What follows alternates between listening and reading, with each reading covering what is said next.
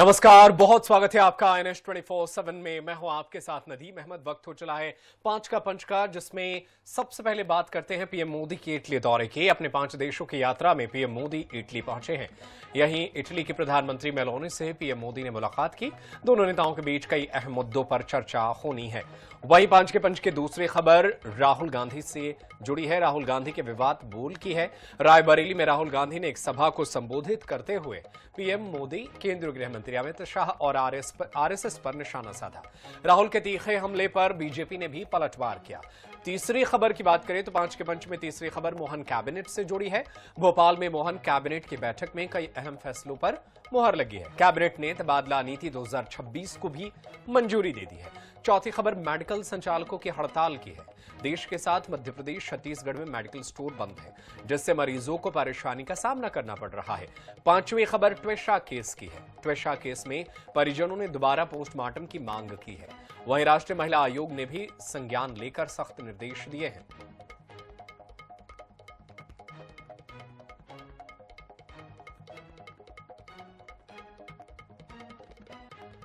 और चलिए खबरों में आगे बढ़ते हैं और सबसे पहले बात पांच के पंच की पहली खबर की करते हैं। प्रधानमंत्री नरेंद्र मोदी 2 दिवसीय इटली दौरे पर हैं। अपनी 5 देशों की यात्रा के आखिरी पड़ाव पर हैं।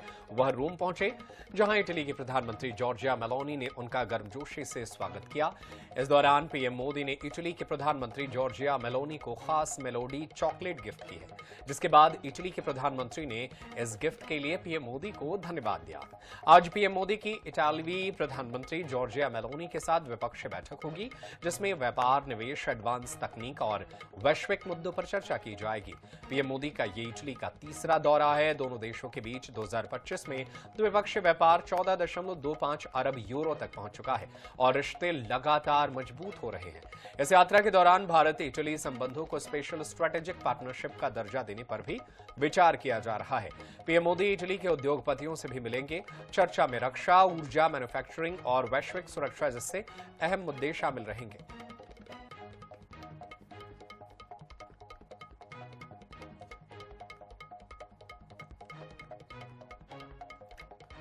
तो इटली दौरे पर हैं प्रधानमंत्री मोदी। दरअसल 5 देशों की यात्रा पर गए हैं और आखिरी में ये दौरा जो है इटली का है। ये 5वां देश है जहां प्रधानमंत्री का ये दौरा हो रहा है। प्रधानमंत्री मोदी इस दौरान कई ऐतिहासिक इमारतों को देखने के लिए पहुंचे। ये तस्वीरें आप तक पहुंचा रहे हैं। प्रधानमंत्री मोदी इटली के प्रधानमंत्री जॉर्जिया मेलोनी से मिल रहे हैं और बाकायदा खुद प्रधानमंत्री जॉर्जिया मेलोनी प्रधानमंत्री नरेंद्र मोदी को ऐतिहासिक जगहों का दौरा करा रही हैं और एक एक कर ऐतिहासिक तथ्यों के बारे में भी बताया जा रहा है। हालांकि इस दौरान एक रील जमकर चर्चा में रही, जब इस रील में प्रधानमंत्री मोदी इटली के प्रधानमंत्री को एक गिफ्ट दे रहे हैं और ये गिफ्ट है मेलोडी चॉकलेट। पार्ले कंपनी का ये ₹1 वाला चॉकलेट है, जो आज जमकर सुर्खियों में है, क्योंकि प्रधानमंत्री ने इटली के प्रधानमंत्री को यह चॉकलेट गिफ्ट किया और बाकायदा इटली के प्रधानमंत्री ने पीएम मोदी का शुक्रिया अदा किया। और ये देखिए दूसरी तस्वीरें, जब प्रधानमंत्री मोदी को लेकर के इटली के प्रधानमंत्री अपने ऐतिहासिक स्थलों पर पहुंची और उसका उन्होंने दौरा कराया। एक एक जानकारी दी जा रही है। बताया जा रहा है कि भारत और इटली के संबंध जो है और बेहतर होंगे। इसके लिए आज कई अहम समझौतों पर मुहर लग सकती है। इटली के 2 दिवसीय दौरे पर हैं प्रधानमंत्री मोदी।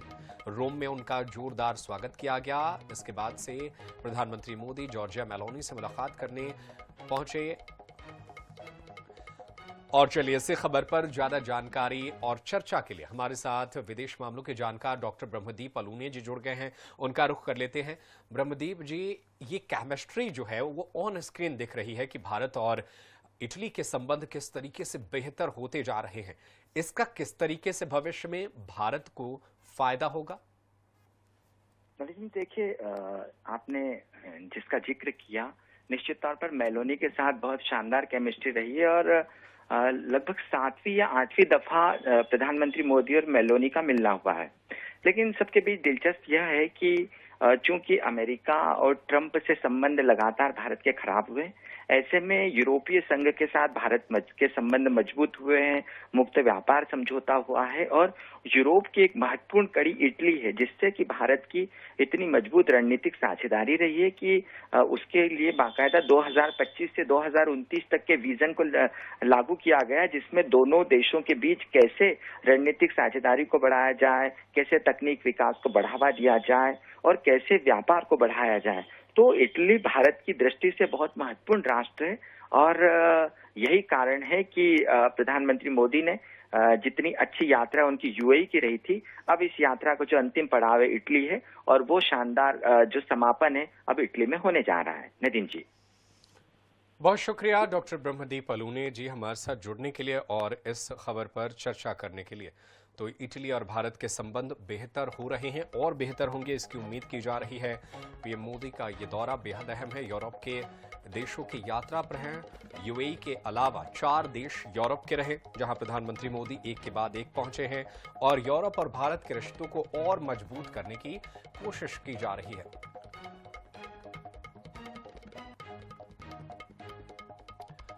और चलिए खबरों में आगे बढ़ते हैं और अब बात राहुल गांधी की करते हैं। रायबरेली में राहुल गांधी ने लोधवारी गांव में बहुजन स्वाभिमान सभा को संबोधित किया। इस दौरान उन्होंने पीएम मोदी, गृह मंत्री अमित शाह और आरएसएस पर तंज कसते हुए कहा कि जब आरएसएस के कार्यकर्ता आपके सामने आएंगे तो उनसे खुलकर कहिएगा कि आपका प्रधानमंत्री, गृह मंत्री और संगठन गद्दार है। अब आर्थिक तूफान आ रहा है, मोदी आपको बचा नहीं पाएंगे, कहेंगे मेरी गलती नहीं है। मैं आपको बता रहा हूं, गलती सिर्फ नरेंद्र मोदी, अमित शाह और आरएसएस की है, क्योंकि इन्होंने संविधान खत्म किया है। वहीं राहुल गांधी के बयान पर बीजेपी ने पलटवार किया और कहा कि राहुल पाकिस्तान की भाषा बोल रहे हैं। राहुल ने 140 करोड़ देशवासियों का अपमान किया है।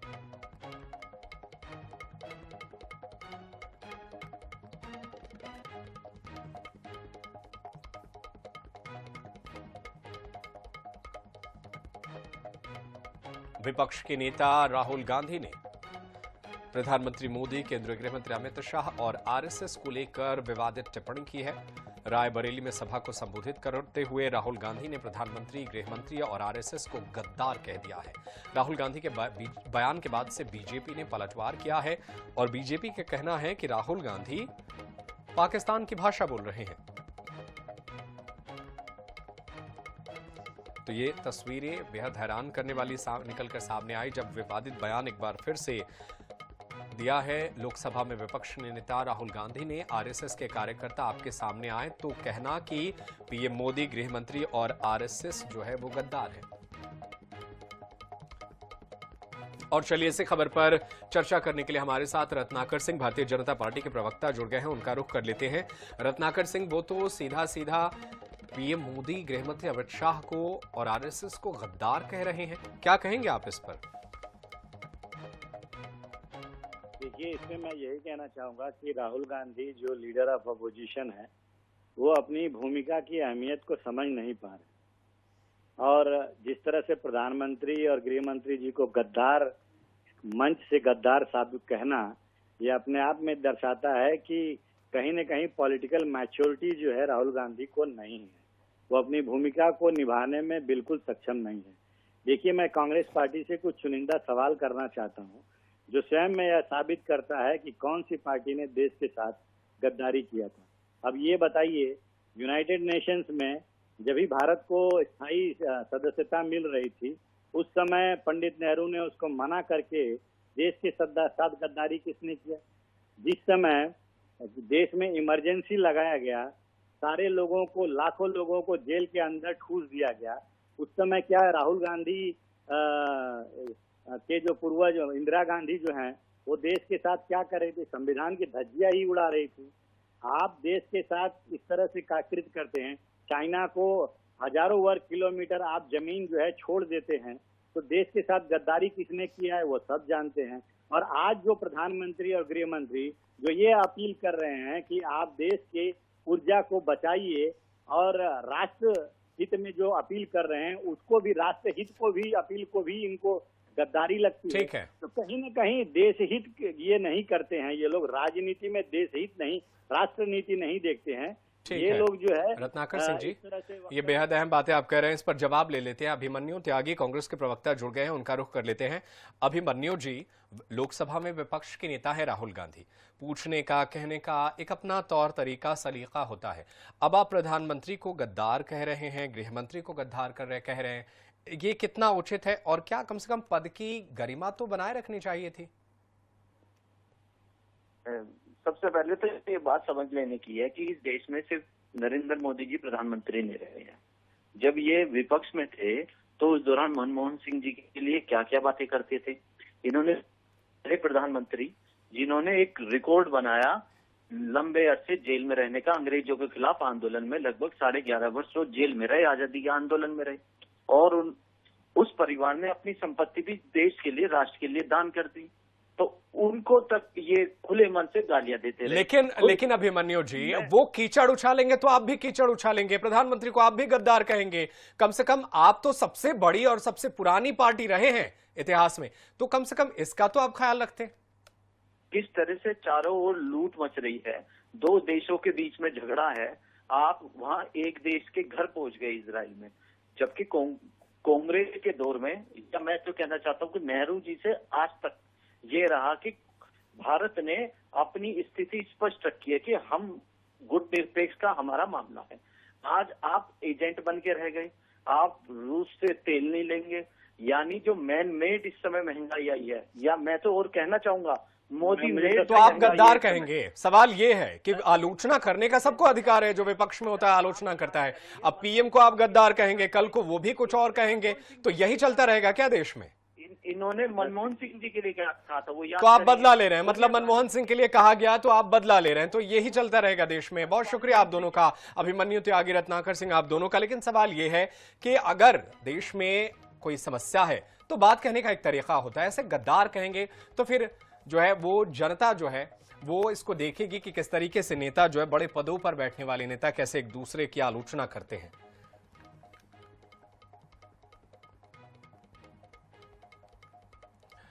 और चलिए खबरों में आगे बढ़ते हैं और 5 के पंच की तीसरी खबर आप तक पहुंचाते हैं। भोपाल से खबर है। भोपाल में मुख्यमंत्री डॉक्टर मोहन यादव की अध्यक्षता में मोहन कैबिनेट की बैठक हुई। बैठक में कई महत्वपूर्ण फैसलों पर मुहर लगी है। कैबिनेट ने तबादला नीति 2026 को मंजूरी दे दी है। इससे लंबे समय से तबादले का इंतजार कर रहे कर्मचारियों को बड़ी राहत मिलेगी। नई नीति के तहत कर्मचारियों के तबादले 1 जून से 15 जून 2026 तक किए जा सकेंगे। इस दौरान व्यवस्थित और पारदर्शी तरीके से तबादले पूरे किए जाएंगे। यह फैसला प्रशासनिक सुधार और कर्मचारियों की समस्याओं के समाधान की दिशा में महत्वपूर्ण कदम माना जा रहा है।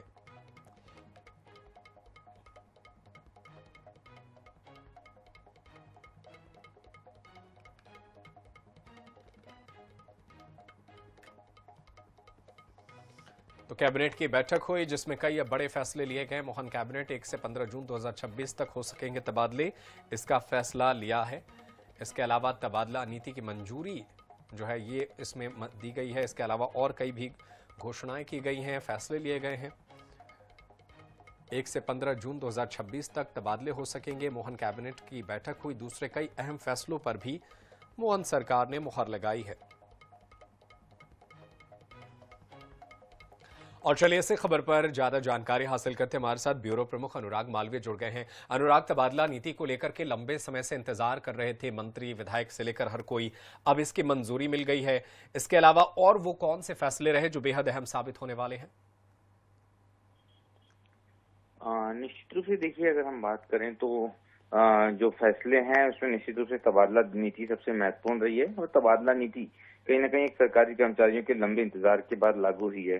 तो ये बहुत महत्वपूर्ण हो जाता है इस लिहाज से कि मध्य प्रदेश में अगर हम देखें कि एक 1.5 साल का इंतजार कर्मचारियों का खत्म हुआ है, और कई सारी, हालांकि शिक्षा विभाग की तबादला नीति अभी आनी है। अगर दूसरी तरफ से अगर हम बात करें तो अन्य जो घोषणाएं कैबिनेट की रही हैं उसमें 2 और सिंचाई नीतियों को मध्य प्रदेश में मंजूरी दी गई है। पीडब्ल्यूडी के जो कई सारे वर्क ऑर्डर्स हैं उनको मंजूरी दी गई है। और मुख्यमंत्री को उनकी 2 बड़ी सफलताओं के लिए बधाई दी गई। जिस तरह से मुख्यमंत्री का दौरा रहा छत्तीसगढ़ का और नक्सलवाद खत्म हुआ, उसको लेके बधाई दी गई। और मध्य प्रदेश में मुख्यमंत्री द्वारा जो इंटरनेशनल इन्वेस्टर समिट के आयोजन किए गए उन पर जो है मुख्यमंत्री को मंत्रिपरिषद ने बधाई दी है। जी बहुत शुक्रिया अनुराग मालवीय तमाम जानकारी के लिए। आप नजर बनाए रखिएगा, आगे भी आपसे जानकारी हासिल करते रहेंगे।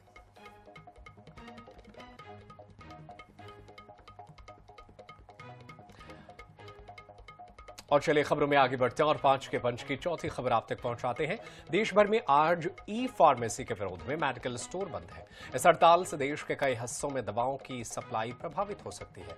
दवा व्यापारियों का कहना है कि ऑनलाइन दवा बिक्री और ई फार्मेसी प्लेटफॉर्म्स की वजह से पारंपरिक मेडिकल दुकानों का कारोबार प्रभावित हो रहा है। मध्य प्रदेश और छत्तीसगढ़ में भी मेडिकल स्टोर बंद है।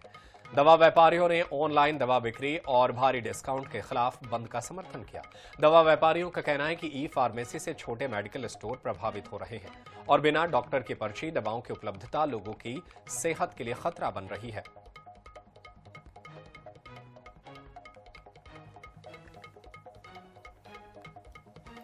तो आज देश भर में मेडिकल दुकानें बंद हैं। ऑनलाइन दवा बिक्री का विरोध कर रहे हैं लोग और दवा कारोबारियों का कहना है कि ई फार्मेसी नुकसान पहुंचा रही है। डिस्काउंट से छोटे कारोबारी नाराज हैं। ये अलग अलग शहरों की तस्वीरें, पटना, लखनऊ, दिल्ली और पुणे की ये 4 तस्वीरें। सभी केमिस्ट दुकानें जो हैं वो बंद हैं। लोग जो कारोबारी है वो कह रहे हैं कि ऑनलाइन के जरिए भारी डिस्काउंट दिया जा रहा है। इसके अलावा भी कई ऐसी दवाएं दी जा रही हैं जो बिना पर्ची की नहीं दी जानी चाहिए, जिसकी वजह से उनका काम प्रभावित हो रहा है। छोटे जो केमिस्ट के संचालक हैं वो परेशान हैं, तो इसलिए लोग इसका विरोध कर रहे हैं। देश भर में ये तस्वीरें निकलकर सामने आ रही हैं। जबलपुर, भोपाल, ग्वालियर और इंदौर मध्य प्रदेश की ये 4 तस्वीरें, जहां पर दवाओं के ट्रक जो है वो खड़े हैं, दुकानें बंद कर दी गई हैं और कारोबारी जो है वो ऑनलाइन दवाओं की बिक्री को लेकर के जो है वो नाराजगी जाहिर कर रहे हैं। और ये 4 तस्वीरें छत्तीसगढ़ की, राजधानी रायपुर, बिलासपुर, जगदलपुर और रायगढ़ की, जहां पर दवा कारोबारी जो है वो नाराज हैं। दरअसल ई फार्मेसी की जो ऑनलाइन कंपनियां हैं, वेबसाइट के जरिए जो दवाएं बेची जा रही हैं, उससे दुकानदार प्रभावित हो रहे हैं। देश भर में मेडिकल स्टोर्स के जो संचालक हैं उन्होंने हड़ताल शुरू कर दी है। ऑनलाइन बिक्री, दवाइयों की ऑनलाइन बिक्री के खिलाफ ये आंदोलन हो रहा है, प्रदर्शन हो रहा है। और हम इस वक्त मौजूद हैं भोपाल के सबसे बड़े दवा बाजार में, जो नादरा बस स्टैंड के पास है। आखिर इस हड़ताल की वजह क्या है, ये क्यों नारेबाजी हो रही है और किस कानून का ये विरोध कर रहे हैं, हम उन्हीं से बात कर लेते हैं जो उनके नेता है। क्या आपकी मांगे हैं? बंद करो, बंद करो। आज पूरे देश में, मध्य प्रदेश में और भोपाल जिले में सभी मेडिकल स्टोर बंद हैं। 3 मांगों को लेकर हम लोग प्रदर्शन कर रहे हैं। एक GSR 817, GSR 220 और नकली दवाइयां जो देश में आज चल रही हैं और नकली दवाओं को लेके वो कारपोरेट में जो डीप डिस्काउंट दिया जा रहा है, उन 3 मांगों को लेकर आज पूरे भारत में, पूरे प्रदेश में और भोपाल जिले में मेडिकल स्टोर बंद है। GSR 817 जो है वो ऑनलाइन फार्मेसी को नियंत्रित करने का कानून है। तो ऑनलाइन नियंत्रित करने को लिए GSR 817 तो ले आए, लेकिन उसके अंदर क्या नियम होने चाहिए, किस तरीके से ऑनलाइन फार्मेसी चलनी चाहिए, उसके प्रावधान आज तक नहीं बने हैं। उसके कारण से जो है नारकोटिक्स दवाएं, एबॉर्शन पिल्स और पर्चे जो है वो AI जनरेट किए जाते हैं। एक पर्चे पे 3-3, 4-4 बार दवाएं दी जाती हैं। अपने क्या बोलते हैं जो नींद की दवाएं वो बहुत सहजता से मिलती हैं। तो कुल मिला के इस प्रकार की विसंगतियां जो वो ऑनलाइन फार्मेसी के माध्यम से हैं। GSR 220 जो है वो होम डिलीवरी के लिए है। फार्मेसी एक्ट के अंदर इस प्रकार का कोई प्रावधान नहीं है। फार्मेसी एक्ट के अंदर एक ही प्रावधान है कि दवा जो है वो हमेशा फार्मासिस्ट के माध्यम से ही जो है पेशेंट को दी जाए। इसके अलावा किसी माध्यम से आप दवा नहीं दे सकते हैं। हमेशा के लिए नहीं होता है। सरकार जो अग्रणी संस्था हमारी डिसाइड करेगी, लेकिन हम उनके साथ हैं। अगर वो कहेगी कि आगे के लिए और अनिश्चितकालीन जाना है तो हम जाएंगे। जाहिर सी बात है कि आगे ये प्रदर्शन और भी लागू रह सकता है। आज एक दिन की जो हड़ताल है वो देशव्यापी बुलाई गई है और यहाँ पर ये पुतला दहन कर रहे हैं। ऑनलाइन जो दवाएं हैं उसको बेचने के खिलाफ यहाँ पर ये पुतला दहन किया जा रहा है और इसका विरोध समाज के लिए कर रहे हैं, ऐसा कहना है मेडिकल एसोसिएशन का। देश भर में ये हड़ताल देखी जा रही है और देश भर के मेडिकल स्टोर्स इस समय बंद हैं, ऐसा दावा किया जा रहा है। और भोपाल का ये सबसे बड़ा दवा बाजार है। यहाँ थोक और फुटकर विक्रेता हैं दवाई के, मेडिकल के, सर्जिकल के, और तमाम लोग हैं। नादरा बस स्टैंड के पास ये दवा बाजार है, जहाँ यहाँ पर ये मेडिकल एसोसिएशन के, भोपाल जिला केमिस्ट एसोसिएशन का ये प्रदर्शन जो दिन में किया जा रहा है। पहले पूर्व निर्धारित था कि ये कलेक्ट्रेट जाएंगे और वहां पर जाके प्रदर्शन करेंगे, लेकिन उन्होंने इसके जगह जो है यही दवा बाजार ही रखी और दवा बाजार में ही ये विरोध स्वरूप यहाँ पर पुतला दहन किया जा रहा है। और पुतला दहन के बाद ये धरना खत्म हो जाएगा, लेकिन हड़ताल जारी रहेगी और मेडिकल की दुकानें आज दिन भर बंद रहेंगी। कैमरामैन हरी के साथ अंकुश मेहरा, INN भोपाल।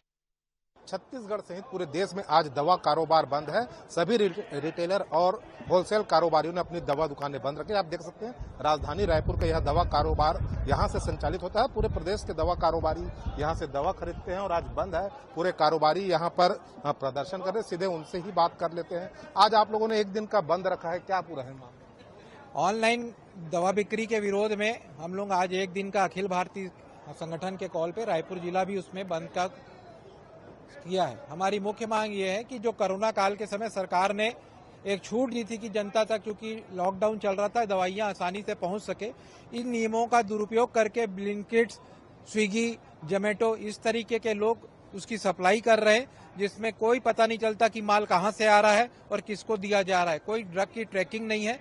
इससे नशे के दवा जो कारोबार है वो भी फल फूल रहा है। और इसी विरोध में हम लोग, जो सरकार ने उस समय ई फार्मेसी को छूट दी गई थी, उसका विरोध स्वरूप हम लोगों ने एक दिन का बंद अभी किया है। आज पिछले 4-5 सालों में देखिए, जब से ये ई फार्मेसी चालू हुई है, तो आप देखिए नकली दवाओं के केसेस कितने बढ़ते जा रहे हैं। और ये क्यों बढ़ रहे हैं कि अनाप शनाप डिस्काउंट के चक्कर में बढ़ रहे हैं। कई बार मीडिया के थ्रू हमें पता चलता है कि ई फार्मेसी के पर्टिकुलर गोडाउन के अंदर ही नकली दवाइयां पकड़ी है ड्रग विभाग ने। देखिए, आज ऑल इंडिया केमिस्ट व्यापारी संघ का जो है बंद रखा गया है। लगभग 12-12.5 lakh medical shops all India में बंद है और बहुत ही सफलतापूर्वक बंद आप देखने को मिल रहा है। और Chhattisgarh chamber of commerce and industries भी इस समय पे व्यापारियों के साथ खड़ा है, दवा व्यापारियों के साथ। आज ऑनलाइन के जो व्यापार में दवाइयां सप्लाई की जा रही है, लगभग एक्सपायर्ड दवाइयां होती है, कुछ नकली दवाइयां आ जाती है, नशीली दवाइयां भी होती है, बिना डॉक्टर के प्रिस्क्रिप्शन के जो दवाइयां मार्केट में उपलब्ध नहीं होती है, वो भी आपको ऑनलाइन मिल जाती है। देखिए, छत्तीसगढ़ चैम्बर ऑफ कॉमर्स ने ऑनलाइन के खिलाफ बहुत लंबे समय से मोर्चा खोला हुआ है। हमें ऑनलाइन का जो विरोध है वो काफी लंबे समय से हमारी बातें चल रही है, लेकिन किसी न किसी कारण से बहुत सारी चीजों पे कंट्रोल भी हुआ है। सरकार जहां चाहेगी वो कंट्रोल हो सकता है। इसलिए हम सरकार को जागृत करने के लिए ये सांकेतिक हड़ताल है दवा व्यवसायियों की। आंदोलन बहुत सफल रहा है। सिर्फ एक बात बहुत महत्वपूर्ण जो मुझे लगती है, वैसे तो छत्तीसगढ़ चैम्बर ऑफ कॉमर्स पूरे ऑनलाइन व्यापार का विरोध करता है, लेकिन ऑनलाइन से FMCG बेचना, कपड़े बेचना, जूते बेचना, इलेक्ट्रॉनिक्स बेचना एक बात है, लेकिन ऑनलाइन से दवाएं बेचना बिल्कुल ही अलग बात है। उन चीजों में किसी डॉक्टर की प्रिस्क्रिप्शन की जरूरत नहीं पड़ती। फैशन वाली चीजें हैं, वो व्यक्ति ऊपर से धारण करता है, पर दवाइयों का वो सेवन करता है, उसके स्वास्थ्य के ऊपर प्रतिकूल कारण असर पड़ता है इन चीजों से। इसलिए ऑनलाइन दवाएं तो सबसे पहले सरकार ने कानून बनाकर रोकनी चाहिए। ये छत्तीसगढ़ चैम्बर ऑफ कॉमर्स की आज की मांग है। आप जो एक देश एक कानून होना चाहिए इसमें, तो जो कानून ऑफलाइन मार्केट के लिए वो ही ऑनलाइन के लिए है। दूसरा, आप देखेंगे जो मल्टीनेशनल कंपनियां यहाँ पे आके ये सब काम कर रही हैं, उनको बाजार से कोई लेना देना नहीं है। वो अपने शेयर मार्केट के मार्केट कैपिटलाइजेशन के लिए काम कर रहे हैं। वो लोग एक एक दुकानदार 5%, 10%, 2%, 6% में माल बेचता है, 3, 4, 5 लोगों को रोजगार देता है और अपना घर परिवार को चलाता है। ये दवा व्यवसायियों ने जिस प्रकार से एक यूनिटी दिखाते हुए काम किए हैं, और हम पूरे कैट के तरफ से इनके साथ पूरे कंधे से कंधा मिला खड़े हैं इस मुहिम में, और जैसे भी जरूरत होगी हम मेडिकल वालों के साथ खड़े होंगे। यानी रायपुर के तमाम दवा कारोबारी जो अपनी अपनी परेशानियां बता रहे हैं और आज उन्होंने बंद किया हुआ है ताकि सॉल्यूशन निकल सके। कैमरामैन मलकीत सिंह के साथ मनोज नायक, INS 24x7 रायपुर। फिलहाल मेरे साथ इस बुलेटिन में इतना ही। खबरें जारी है, आप देखते रहिए INS 24/7। धन्यवाद।